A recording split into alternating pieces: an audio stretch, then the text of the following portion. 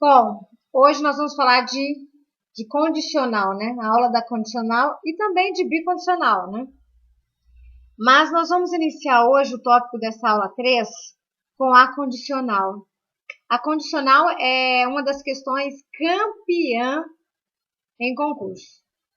Não tem questão, não importa a banca, não importa a banca. A condicional e suas equivalentes são as questões que mais caem. Não há nenhuma dificuldade em encontrar condicional e seu equivalente, e suas equivalentes no concurso. Então, no caderno de questões que nós vamos resolver, o que mais vai se ver é a tal da condicional, sem dúvida nenhuma.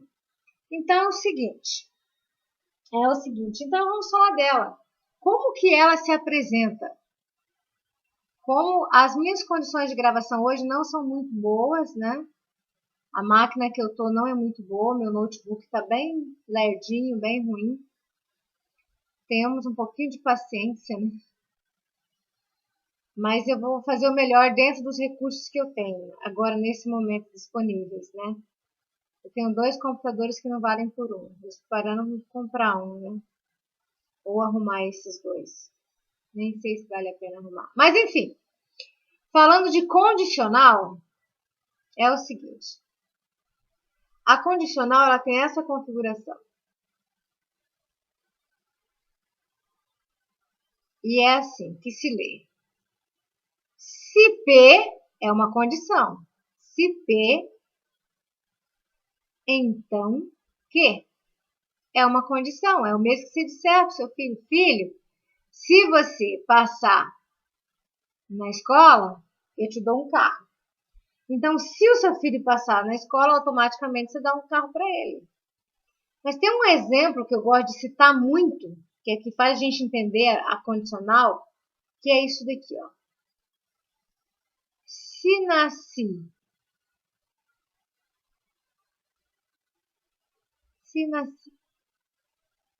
em Goiânia,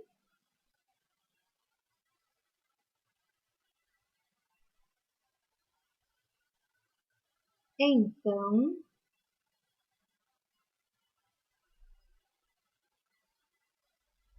sou goiano. Certo? Eu gosto muito desses exemplos de estado, porque eles são incontestáveis, né? Então, eu vou chamar isso daqui, se nasci em Goiânia, de P. Vou chamar isso aqui de P. Então, sou goiano. Que Goiânia eu vou chamar de Q. Sou goiano de Q. Então, veja comigo se existe uma contradição no que eu vou dizer. Se você nasce em Goiânia, automaticamente você é goiano. Se você nasce em Fortaleza, automaticamente o que você é? Se você nasce em Niterói, automaticamente você é carioca. Não precisa de mais nada. Uma situação leva a outra. Se você nasce em Curitiba, automaticamente você é paranaense. Então, veja que a primeira situação garante a segunda. A primeira situação, que é essa daqui, essa primeira situação, garante a segunda, ela fica automática. Por isso que a primeira, vamos dizer assim, vou chamar o Pzinho, chama-se condição suficiente.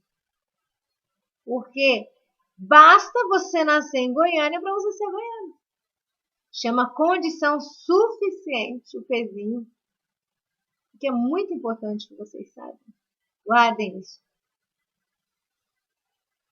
E isso daqui, o Qzinho chama condição necessária. Ora, se eu nasceu em Goiânia, necessariamente ele vai ser goiano. Condição necessária. Mas percebam uma coisa que, se eu fizer ao contrário, se sou goiano, então posso ter nascido em qualquer outro lugar de Goiânia. não em Goiânia. Se sou paranaense, eu posso ter nascido em qualquer outro lugar que não seja Curitiba, porque o fato de eu ser paranaense não garante que eu seja curitibana. Garante apenas que eu nasci no estado.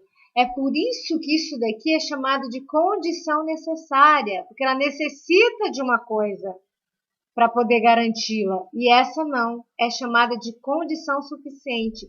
Então, sempre o P, ele é condição suficiente.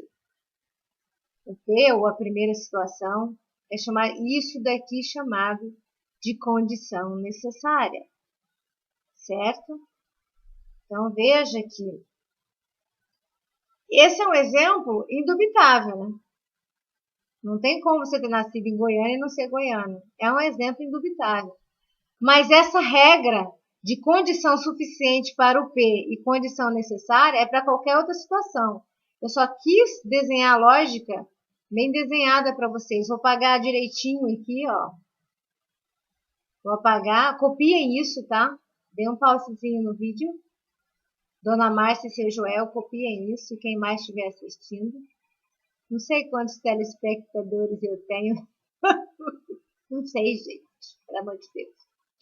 Mas não se esqueçam disso. Eu vou colocar um exemplo esdrúxulo aqui, mas ele vale. Eu coloquei um exemplo do nascimento aqui porque é incontestável.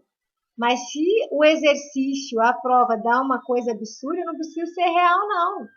O P sempre vai ser condição suficiente e o Q é necessária. Porque nós estamos trabalhando com isso daqui, ó. Entendeu? Então, o P sempre é condição suficiente e o Q é condição necessária. Então, se eu colocar, por exemplo, aqui, vou colocar um exemplo extremamente esdrúxulo, assim. Vai, canetinha, ajuda aí, eu sei que você está travando. O elefante é rosa. É rosa. Ai, gente, que horror, não é nada disso. Espera lá. Espera aí, deixa eu só... Na verdade, é seu elefante é rosa. Seu elefante é rosa. Não sei. Prepara o computador para eu, porque tá difícil. Se o elefante é rosa, então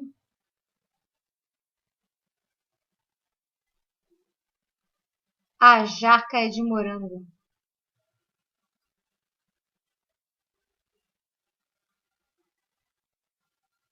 A jaca é de morango.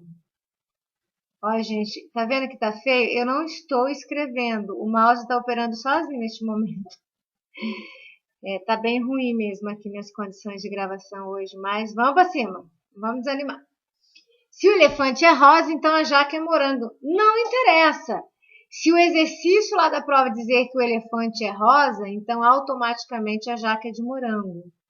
No entanto, se ele disser que a jaca é de morango, ou seja, que isso é verdade, não garante que isso seja verdade. Porque essa aqui é uma condição necessária. Mas se ele falar que o elefante é rosa, automaticamente a jaca é de morango. É igual nascer em Goiânia e ser goiano. Então a regra se aplica a todos, tá bom? A qualquer coisa, condição suficiente e necessária. E às vezes alguns exercícios aparecem isso, né? Então vamos colocar aqui, já sei que aqui é condição suficiente e necessária. Vamos falar então da tabelinha verdade desse exercício. E eu vou usar o exemplo anterior, porque é mais fácil de vocês visualizarem do que com esse. Mas se aplica, gente, a tudo. Tá? Se aplica a tudo. Ah, mas não existe elefante rosa. Na lógica existe elefante rosa, estampado, cachorro verde, cachorro vegetal, gato, passarinho.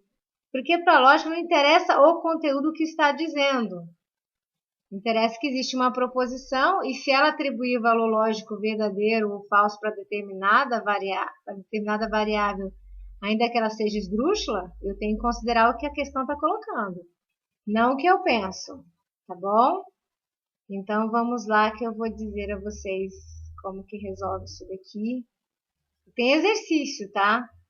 Talvez hoje eu não consiga colocar exercício pelas condições que eu estou no meu computador. Mas amanhã já tem exercício aqui, logo depois do vídeo de equivalência. Então é o seguinte. Então assim, se nasci em Goiânia, vou colocar Goiânia.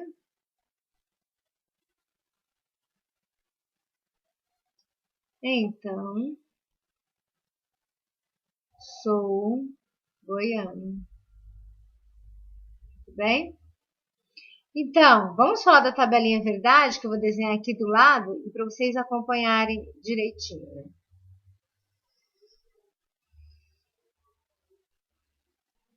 Vamos lá. Tabela verdade. Vou colocar aqui do lado. Então, vamos lá. Então, vejam comigo, que vou colocar em verdinho. Se eu nasci em Goiânia, oh Deus, se eu nasci em Goiânia, então eu sou goiano. Isso tudo só pode ser verdade, né? Não tem como. Se eu nasci em Goiânia e aqui for falso, toda a proposição será falsa. Por quê?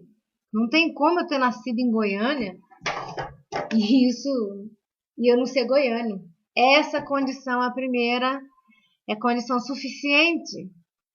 Nascer em Goiânia é suficiente para eu ser goiano. Mas tem outra situação.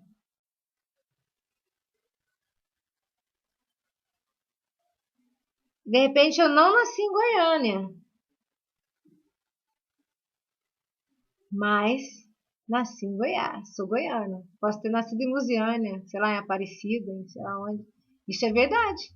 Porque o fato de eu ser goiano não garante que eu nasci em Goiânia, mas garante que eu nasci em qualquer outro lugar do estado, né? Então é impossível, vou voltar aqui, eu ter nascido em Goiânia e não ser goiano. Então essa é uma situação falsa. Mas se eu nasci em Goiânia, automaticamente eu sou goiano. Eu posso até não ter nascido em Goiânia, mas pode ser que eu seja goiano, posso ter nascido em outro lugar. E também existe a situação que eu não nasci em Goiânia e que eu não seja goiano. Por exemplo, meu caso, eu não nasci em Goiânia e não sou goiana. Isso também é verdade, certo? Você não nasceu em Goiânia e não é goiano, então isso também é verdade. Por exemplo, eu não nasci em Goiânia, logo eu não sou goiana. Isso é uma verdade, eu não estou mentindo, né? Então a única só será falsa quando você tiver, a condição suficiente for verdadeira e a condição necessária for falsa. Então, só nesse caso ela fala, só será falsa